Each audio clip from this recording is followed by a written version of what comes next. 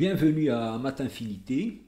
Alors dans cette petite vidéo, on va aborder le calcul de cette limite. Alors cette limite, il présente une difficulté et on va la calculer de deux manières différentes, en utilisant la règle de l'hôpital et en ne pas utiliser sans utiliser la règle de l'hôpital. Alors ça nous montrera la force de la règle de l'hôpital d'un côté, mais on va aussi apprendre une technique qui est comment transformer une expression en fraction rationnelle. Alors effectivement, donc cette limite présente une difficulté parce que ici, si vous remplacez x ici par 2, vous allez avoir ici 1 moins 1 égale à 0, ici 1 moins 1 égale à 0. Et donc vous avez une indétermination 0 sur 0. Alors si vous aviez des polynômes ici, et bien ce qui va se passer, c'est que vous aurez x moins 2 en facteur au numérateur et au dénominateur. Et ça, vous allez simplifier. Mais là, on a des racines, donc des puissances rationnelles ici.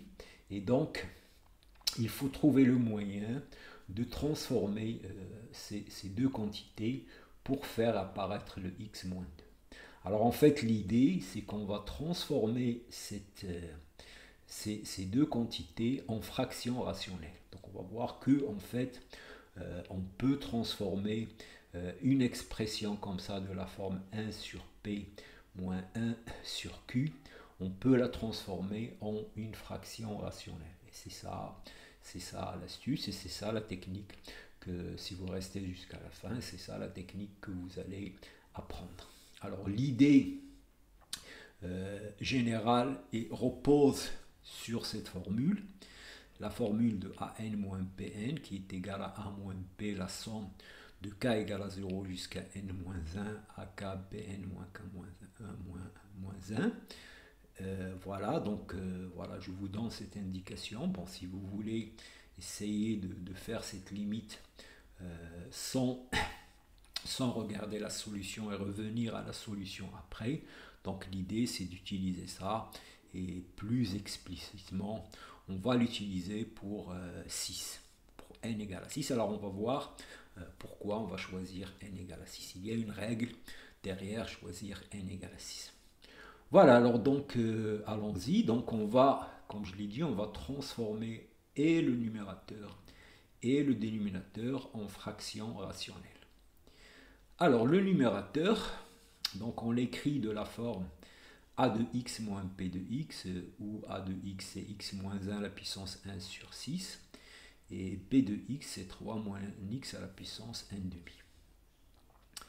Et l'idée, pour transformer ça en fraction rationnelle, c'est de prendre ici, vous avez 1 sur 6, 1 sur 2, donc on va dire 1 sur p, 1 sur q, vous allez prendre le plus petit multiple commun de 2 et 6. Alors le plus petit multiple commun de 2 ici, c'est 6.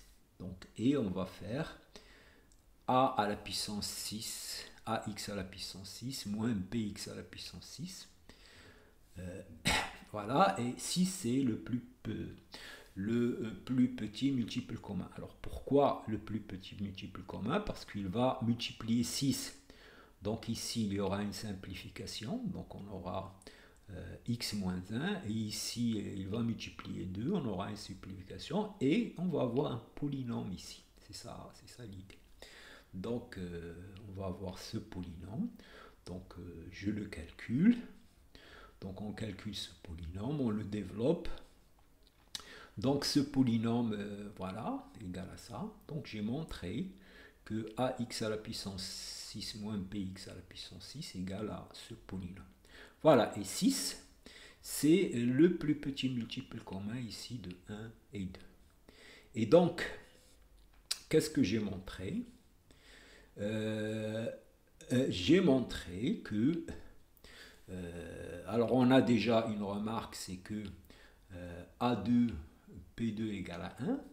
Et donc ce qui va se passer, puisque cette quantité égale à celle-là, ce polynôme va s'annuler en 2. Voilà, donc c'est ça l'astuce. Et donc ce polynôme s'annule en 2, donc ça veut dire qu'il est divisible par x moins 2. Donc on fait la division euclidienne de ça par x moins 2. Et on trouve que ce polynôme c'est égal à ça. Voilà, et on a gagné. Maintenant, j'utilise cette formule. J'ai ça, ax6 moins px6 égale à ça.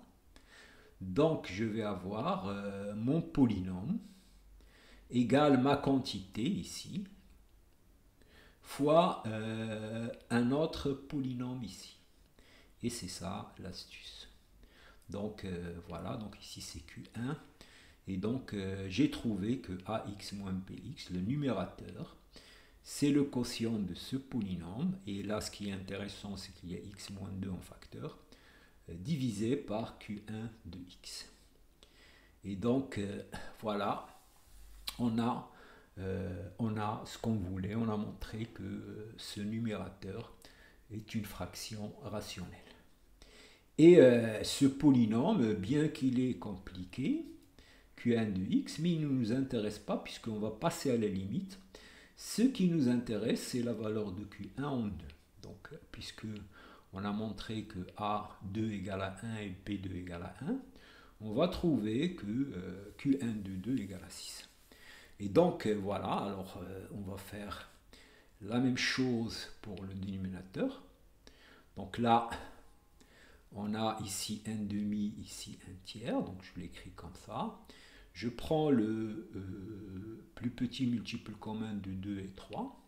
Donc c'est aussi 6, mais si c'était pas 6, si on avait ici 5, on aurait pris 10.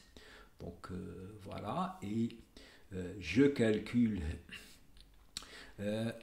Cx moins t. Donc justement, puisqu'on a pris, donc ici on aura x moins 1 au cube, et ici x moins 1 au carré. Et là, ça x moins 1 au carré se met en facteur, et on a x moins 2 qui apparaît en facteur facilement. Et on va avoir, en utilisant notre formule, on va avoir que ce polynôme, qui est égal à ça, égal à a moins c de x moins t de x fois q2 de x, où q2 de x est aussi un polynôme.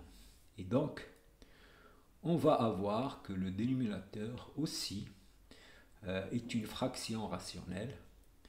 Et Q2 de x, donc on n'a pas à le calculer, puisqu'on va calculer Q2 de 2.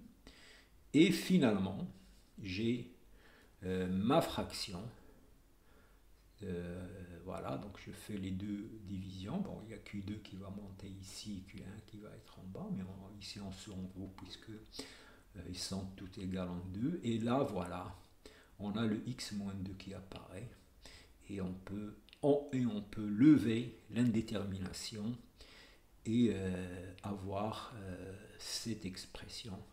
Maintenant, on peut passer à la limite, puisqu'on n'a plus d'indétermination. On peut passer à la limite et on va avoir, voilà, donc voilà notre expression comme fraction rationnelle, et on va avoir que notre limite est égal à 4. Vous remplacez ici x par 2. Moins 14 plus 14, ça s'en va, donc il restera 4 ici. De toute façon, ça simplifie, ça c'est égal à 1. Et on a calculé cette limite. Alors maintenant, on va utiliser la règle de L'Hopital. Et on va voir la puissance de la règle de L'Hopital. Donc là, ça va se faire rapidement. Donc je calcule la dérivée. Alors il faut faire attention ici, il y a la dérivée de ça c'est moins, donc ici il y a un plus. Et je calcule la dérivée de t de x, voilà. Et j'utilise la règle de L'Hopital. La limite de n de x sur t de x, n' sur t'. Et donc voilà, on retrouve la même limite. Voilà, alors si tu veux t'entraîner, donc voilà un exercice que tu peux, voilà, je crois que si tu suis la méthode, tu peux utiliser la règle de l'hôpital et utiliser la première règle et arriver à trouver cette limite. Voilà, et donc pour supporter la chaîne, donc bien sûr liker, s'abonner, partager, ça permettra à la chaîne d'atteindre un large